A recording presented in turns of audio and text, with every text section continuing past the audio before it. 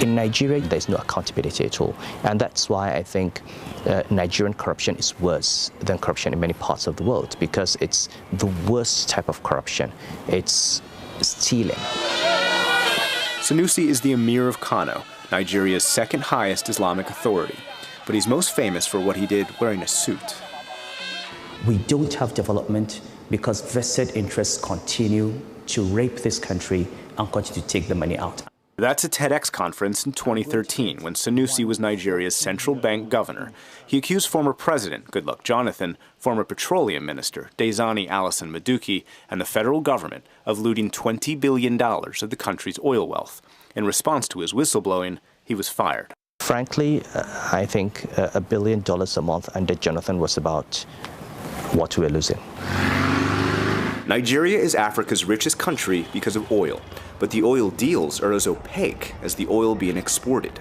U.S. and British officials told us Alison Madueke might have personally overseen the stealing of $6 billion, the most common method, awarding oil contracts to companies owned by friends. Basically, all it does is allows a group of people who themselves don't have any kind of operating background to pay $50 million, okay, for access to the crude oil in blocks valued at over $2 billion. And they just take the crude, ship it out, and don't return the money. And there is no trace of where the money has gone. The second way to steal was by literally making oil on ships disappear. We obtained this document that shows in February 2014, of 32 ships carrying Nigerian oil, 19, nearly 60%, didn't deliver the same amount of oil they picked up. Someone gets a contract to lift crude from the terminals to the refineries. And in between, that crude is stolen. It's stolen in the high seas.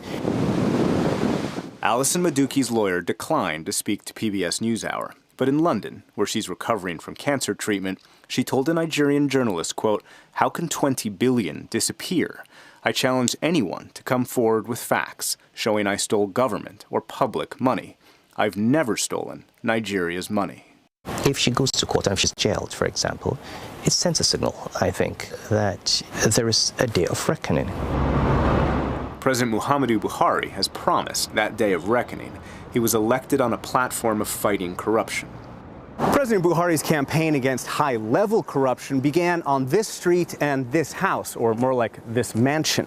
This is where the former National Security Advisor lives, and armed soldiers arrived here and took away 5 bulletproof cars, 7 assault rifles, and arrested the former National Security Advisor for having them. But Sambo Dasuki isn't only accused of hoarding his own weapons. He is accused of stealing billions of dollars from the military when he was supposed to be supplying them with weapons.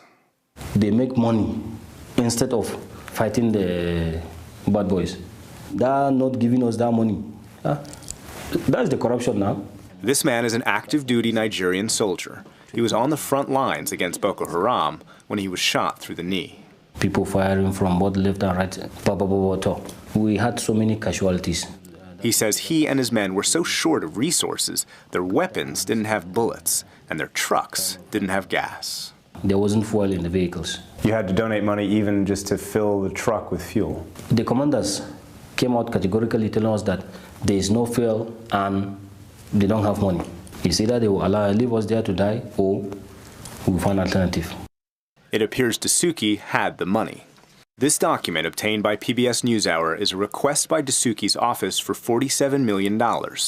A Nigerian official says the money left the central bank in cash at night in armored vans.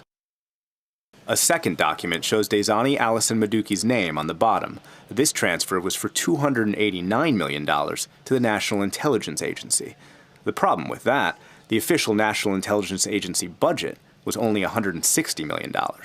There's no doubt that situation is strongly linked with corruption. Professor Bolaji Owasanoi advises Buhari on how to combat high-level corruption. Because money that was appropriated was not being used for purpose. That's why I said corruption weakened and escalated our insecurity. Because money that was appropriated for weapons, for welfare, it wasn't getting to base. Dasuki has denied the charges. His lawyer, Raji Ahmed, declined to be interviewed on camera, but he told me, quote, all the procurements were made at the request of the military. They identified the contracts or the suppliers, and Dasuki merely sought the approval of the president. That explanation doesn't satisfy the new government. Those who have looted public funds are going to be prosecuted, and those funds are going to be recovered. I'm feeling serious pain now. But fixing this won't be easy. There's a saying here: when you fight corruption, corruption